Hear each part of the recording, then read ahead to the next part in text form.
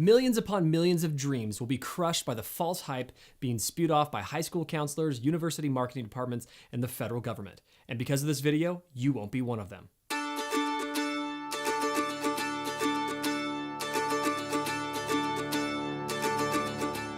"40 years ago, we had a great education system. Learning was affordable and employers offered higher paying jobs to those with degrees. Not anymore. And here's why. Going to college was a stepping stone for bigger and better things several decades ago.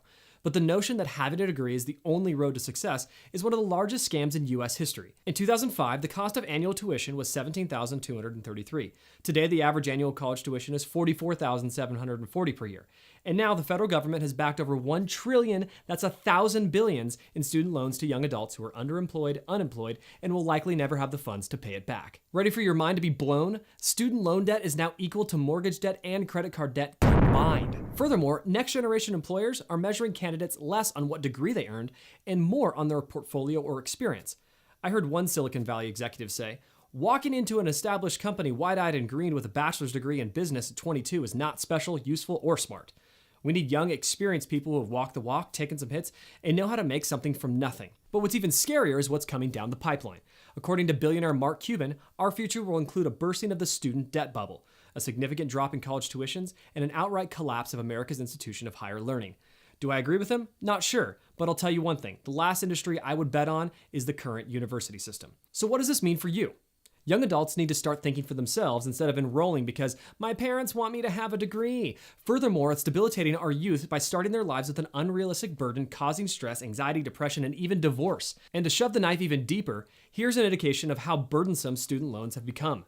About 50% of millennials say they would have been better off working instead of going to college and paying tuition. Ultimately, those who lack practical skills for today's economy, even with a degree, will be left indebted, impoverished, and living in mom's basement for the majority of their pre-40 lives. That's hard to believe for many future students of higher education, but the fact is, nearly 85% of college graduates return home jobless within 6 months. So in natural entrepreneurial fashion, I provided you with my list of 4 brilliant reasons to not go to college.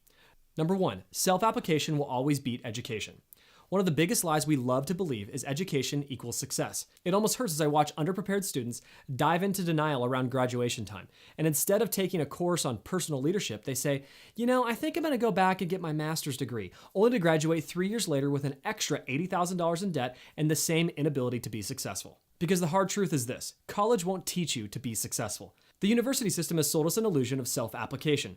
Students have been told the magic ticket to a good life is go to college and you'll get a good job. No need for leadership, no need for maturity, no need for people skills, no need for honoring passion and drive, no need to learn negotiation, no need for personal application. Just follow the yellow brick road and you'll get there. Wrong. Success has almost nothing to do with education. Success is about personal development, self-control, integrity, communication skills, relationships, a learner's heart, and a boatloads of uncontainable passion. And most importantly, successful people know we learn by doing, not learning to do. Remember, passion beats talent every single time. Number 2, starting with debt leaves your dreams dead until you're 40. Debt is a way of weighing people down. In Proverbs, it says, just as the rich rule the poor, so the borrower is the servant to the lender. The early years of adulthood were intended for people to build, not to dig themselves out of a hole. In recent studies, young adults are not buying homes in their 20s and 30s anymore.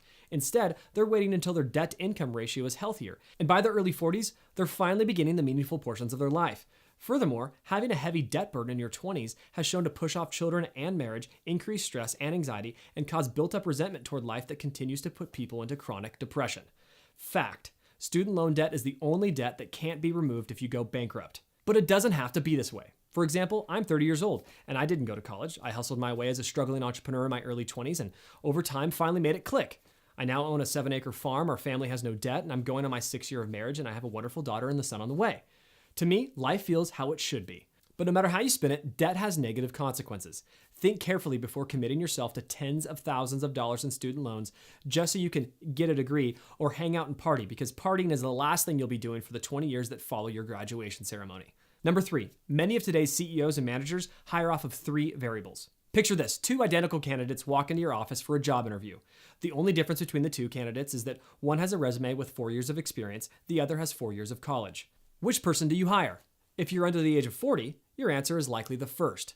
Young managers know this generation's learning curve is so steep that it's nearly impossible for a university to understand the trends, create a curriculum around it, and teach it all before it changes again.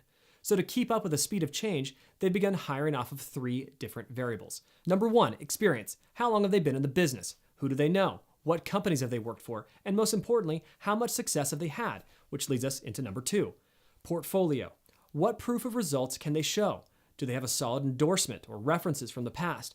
What are their previous projects and successes and why? Who have they worked for and who have they worked with, and how did that turn out? And number 3, personal. Do they fit in with the culture of the company? Are they approachable, responsible, punctual, and have integrity? Can they communicate well? Is their appearance and personal brand mesh with the company's environment? While a part-time job or internship might help with the above criteria, a degree will not. It's your decision. Will you jump into the deep end, gain some experience, build a portfolio, and create some real-world personal development? Or will you pay for information and learning that you can likely obtain on the internet for free? Your call. And number 4, entrepreneurship is becoming a real solution. I've seen too many people hate their life because they hate their job.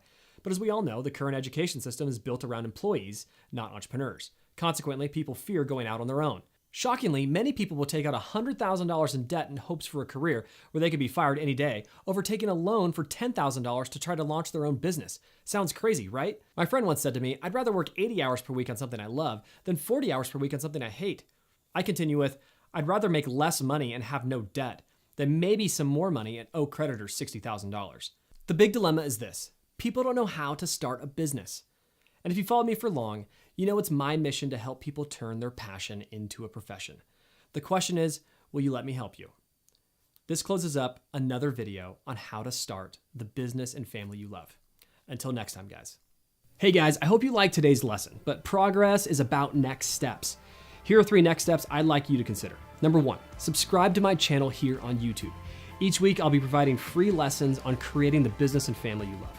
Number 2, you can watch my free webinar on how to start a business in 30 days by registering at webinar.startupcamp.com. And third, you can check out my blog where you can join the other 30,000 entrepreneurs who receive my weekly tips, tricks, and strategies email with free interviews, podcasts, ebooks, and articles to help you chase your dream.